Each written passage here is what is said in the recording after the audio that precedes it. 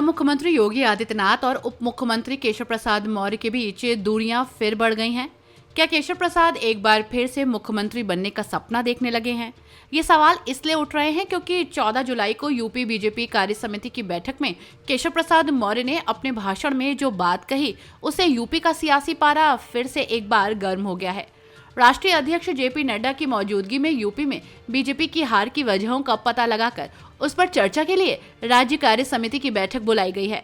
लेकिन इस बैठक में हार की वजहों पर चर्चा के साथ ही केशव प्रसाद मौर्य ने मंच से कहा, संगठन सरकार से बड़ा है और हमेशा रहेगा। मैं उप मुख्यमंत्री बाद में हूँ, पहले कार्यकर्ता हूँ और मेरे घर के दरवाजे सबके लिए खुले हैं। केशव प्रसाद मौर्य के इस बयान को सीधे मुख्यमंत्री योगी आदित्यनाथ से जोड़कर उनकी कार्यशैली पर हमला माना जा रहा है। भारतीय जनता पार्टी के कार्यकर्ता के नाते यहाँ जितने भी मंत्री परिषद के सब हमारे वरिष्ठ साथी लोग भी बैठे हैं। सात कालिदास मार्ग का दरवाजा, मैं अपने को मानी तावड़ी जी बैठे हैं, मानी अरुण जी बैठे हैं, हमारी रेखा बहन जी बैठी हैं, राष्ट्रीय नेतृत्व हमारे किसान मोर्चा के राष्ट्रीय अध्यक्ष जी बैठे, हमारे राज्य मंत्री जी बैठे, सबके सामने कहा मैं उप मुख्यमंत्री अपने को बाद में मानता हूँ, भारतीय जनता पार्टी का कार्यकर्ता पहले मानता हूँ।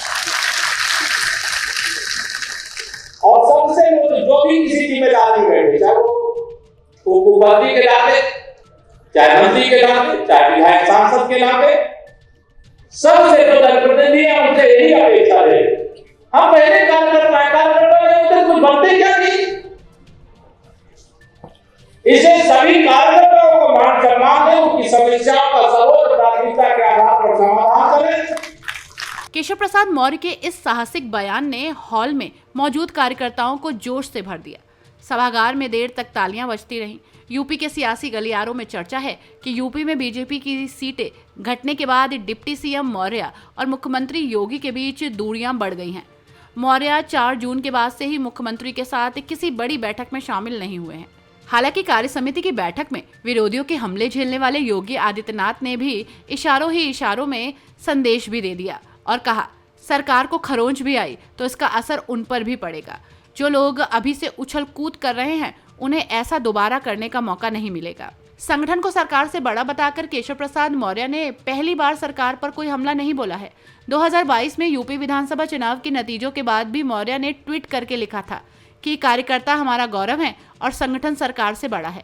केशव प्रसाद मौर्य और योगी के बयान के बाद माना जा रहा है कि दोनों नेताओं के बीच शीत युद्ध अभी भी खत्म नहीं हुआ है। Bureau report #Bharat.